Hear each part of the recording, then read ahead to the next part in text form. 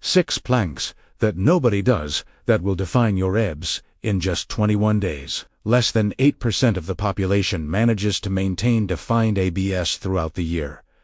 This is no coincidence. This is one of the most challenging areas to develop and reveal. While most people insist on doing hundreds of traditional crunches expecting miraculous results, they are ignoring a fundamental fact. Isometric movements like planks deeply activate all muscle layers of the core in a way that no traditional crunch can achieve. The problem is that most people only know the basic plank, often performed incorrectly, and are unaware of the variations that truly transform the abdomen. Today, you will see 6 planks that nobody does that will define your abs in just 21 days. Before we begin, tell me in the comments your name and how long you have been training. Exercise number 6.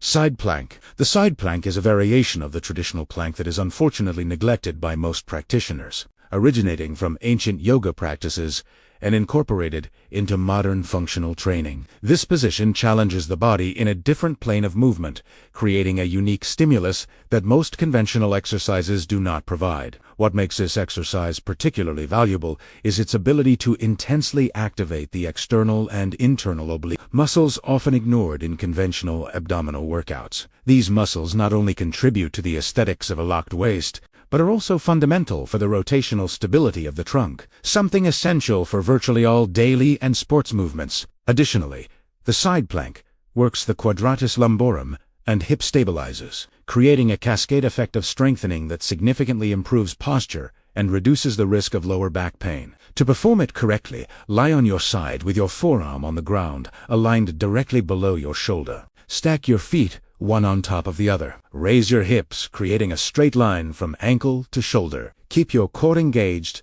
as if you were pulling your navel toward your spine. The free arm can rest along your body or extend upward depending on your desired level of challenge. Breathe normally and keep your gaze fixed forward. A common mistake is letting the hips drop toward the ground, which drastically reduces the effectiveness of the exercise and increases pressure on the lower back. Another frequent misconception is raising the hips too much, creating an inverted V shape, which removes tension from the target muscles. For beginners, I recommend starting with 3 sets of 20 seconds on each side. Over time, progressively increase the duration to 30, 45, and eventually 60 seconds per side.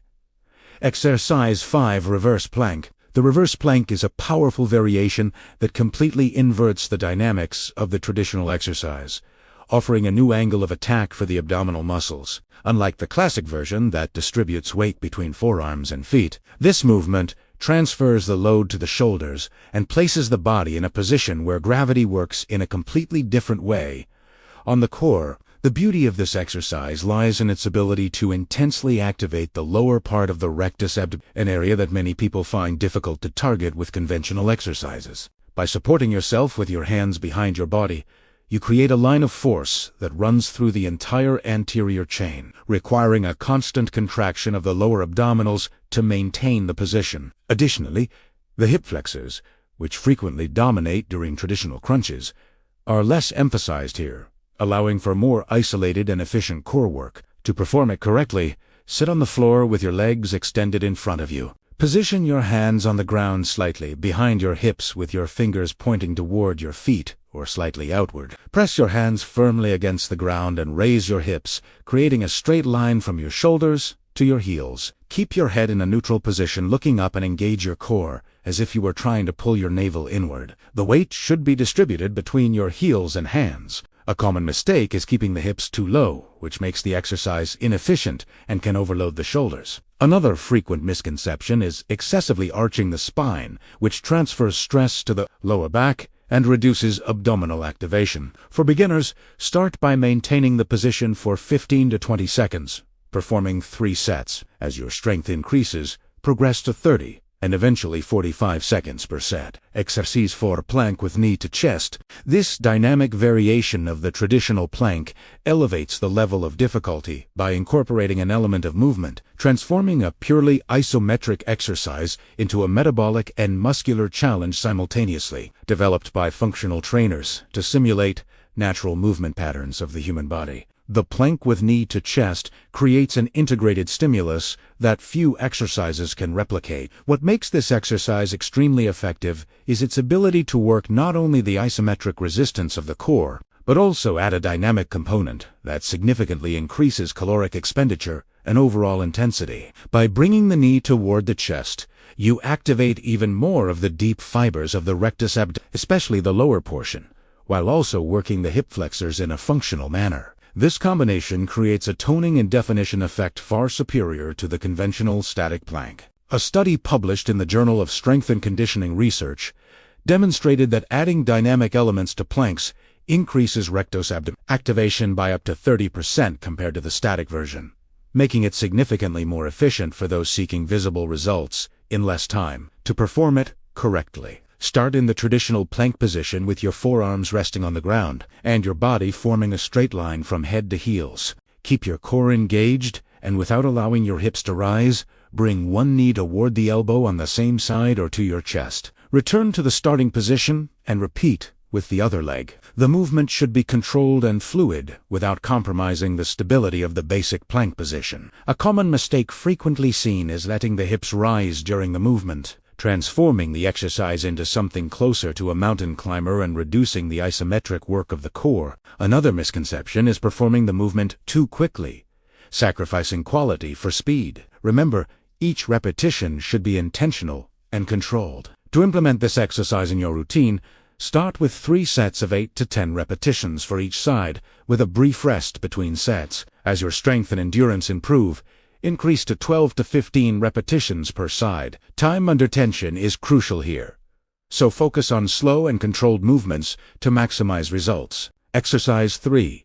Plank with alternating arm and leg raise. The plank with alternating arm and leg raise is an intermediate to advanced level exercise that takes the concept of core stability to a new level. This variation, popularized by elite athlete trainers and physical therapists, challenges the body in multiple planes of movement simultaneously, creating a unique stimulus for the entire musculoskeletal system. What makes this exercise particularly valuable is its ability to work anti-rotational stability of the core. By raising opposite limbs, you create a rotational force that your body needs to resist, intensely activating the obliques and deep muscles of the spine. This ability to resist rotation is fundamental not only for a defined abdominal appearance, but mainly for preventing spine injuries and improving performance in virtually all sports and daily activities.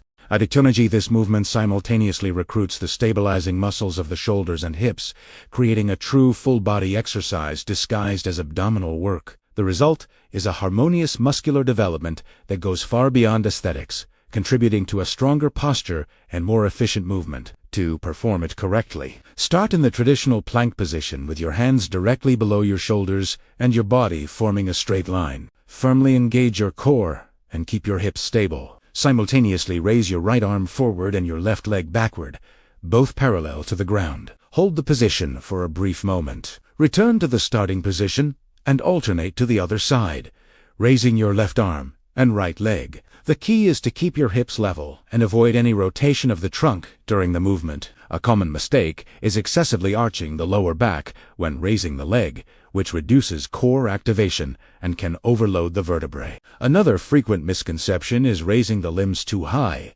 compromising stability and proper form. The goal is not maximum amplitude, but rather maintaining perfect control throughout the entire movement. To implement this challenge in your routine, start with 3 sets of 6 to 8 repetitions for each side, focusing on movement, quality, and stability. As your strength increases, progress to 10 to 12 repetitions per side. Exercise 2. Plank with shoulder tap. The plank with shoulder tap represents a brilliant evolution of the traditional exercise, adding a component of controlled instability that deeply challenges the core in multiple dimensions. This variation emerged in modern functional training as a response to the need to prepare the body for real-life challenges where we rarely maintain static positions for long periods. The transformative power of this exercise lies in its ability to create a momentary and controlled imbalance. Each time you lift a hand to touch the opposite shoulder, your center of gravity shifts, forcing all the stabilizing muscles of the core to work with much more intensity to maintain the position. This creates an extremely effective stimulus for the transverse abdominal muscles, obliques, and spinal erectors, developing not only strength, but also proprioception and neuromuscular control. This variation is particularly efficient for developing anti-rotational and anti-lateral strength, crucial capabilities for preventing spine injuries and improving performance in virtually any physical activity. Additionally, the repetitive movement of the arms slightly elevates the heart rate, adding a subtle cardiovascular component that increases the total caloric expenditure of the exercise. To perform it correctly, position yourself in a high plank, with your hands directly under your shoulders and your feet hip-width apart. Your body should form a straight line from heels to head. Firmly engage your core as if you were preparing to receive a punch in your abdomen. Maintaining this tension, lift your right hand off the ground and lightly touch your left shoulder. Return your hand to the ground and repeat with your left hand touching your right shoulder. The movement should be controlled and deliberate, without allowing your hips to rotate or rise during the execution. An extremely common mistake is letting the hips rotate to the side during the tap, which not only diminishes the benefits of the exercise, but can also overload the lower back. Another frequent misconception is arching the spine or raising the hips, removing tension from the core and transferring it to other muscle groups. The plank position should remain virtually unchanged throughout the entire movement, as if your torso were in a rigid vest. To effectively incorporate this exercise into your routine, start with 3 sets of 8 to 10 alternating taps, resting 30 to 45 seconds between sets. As your strength and stability improve, progressively increase to 12, 16, and eventually 20 taps per set. To further intensify the challenge, slow down the movement, holding each tap for a full second before returning your hand to the ground. Exercise 1. Traditional plank. The traditional plank is often underestimated for its apparent simplicity, but it represents one of the most fundamental and transformative exercises for abdominal development and global body stability. With origins dating back to ancient yoga practices like chaturanga, the plank has been adopted and validated by modern science as a pillar of functional training and physical rehabilitation. What makes the traditional plank truly extraordinary is its ability to simultaneously activate multiple layers of abdominal muscles, from the more superficial rectus abdominis to the deep transverse abdominis, in a sustained isometric contraction that few exercises can replicate. This integral activation is precisely what makes it superior to traditional crunches, which tend to isolate only the rectus abdominis, while neglecting the deep stabilizers that are essential for complete and functional definition. What many people do not know is that the traditional plank also intensely works other muscle groups beyond the abdomen. The shoulder stabilizers, spinal erectors, quadratus lumborum, and even the glutes are recruited to maintain the ideal body alignment. It is this integrative nature that makes the plank such a transformative exercise for the physique as a whole. To execute it with perfect technique, position yourself lying face down. Support your forearms on the ground with your elbows aligned directly below your shoulders. Your forearms should be parallel to each other, with your palms facing down or joined. Raise your body, supporting yourself only on your forearms and toes. Your body should form an absolutely straight line from head to heels without raising your hips or sinking in the lower back region. The key to maximizing effectiveness lies in the conscious activation of the core. Imagine that you are pulling your navel toward your spine and simultaneously gently contracting your glutes. This dual activation creates what specialists call abdominal bracing, the most efficient way to engage the deep muscles of the trunk. Your neck should remain in a neutral position with your gaze directed at the ground,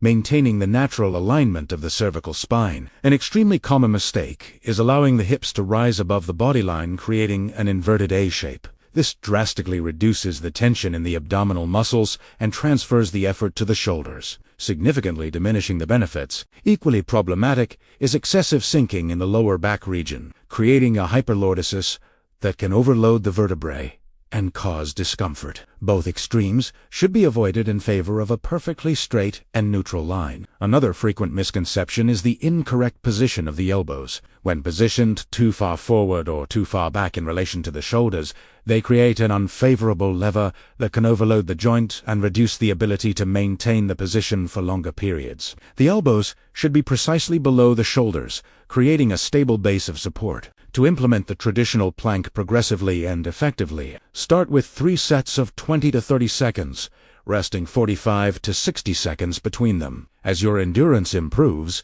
gradually increase the duration to 45, 60, and eventually 90 seconds per set. Ideally, maintain the quality of the position throughout the entire time, ending the exercise as soon as you notice a compromise in technique, as maintaining an incorrect position brings few benefits and increases the risk of discomfort. To advance beyond the basic version without compromising technique, you can progress to planks of 60 to 90 seconds. Before we finish, it is important to talk about some contraindications. Remember that the goal of training is to evolve your body, not destroy it. People with uncontrolled hypertension should be cautious with isometric exercises like planks, especially in longer durations, as they can temporarily elevate blood pressure. In these cases, start with shorter series and monitor how your body responds. Individuals with spine problems such as herniated discs or spondylolisthesis should consult a physical therapist before incorporating advanced planks like the plank with limb elevation. A safer alternative would be to start with the knee plank until developing sufficient core strength. Pregnant women, especially after the second trimester, should avoid the traditional plank due to the intra-abdominal pressure it generates. Modified versions, such as the inclined plank or side plank, may be more suitable alternatives. For those with carpal tunnel syndrome or wrist problems, the traditional plank can cause discomfort. In these cases, an excellent alternative is to perform the plank on closed fists or using specific supports that keep the wrists in a neutral position. Finally, always listen to your body. Sharp pain, especially in the lower back region, is a sign to immediately stop the exercise and reassess your technique or seek professional guidance. If you liked this and also want to discover another exercise widely practiced in Asian communities to heal years of neglect with your own body, we have a video appearing right now on the screen showing more about this movement. Do not miss it. Thank you for watching this far, and may God bless you, my friend.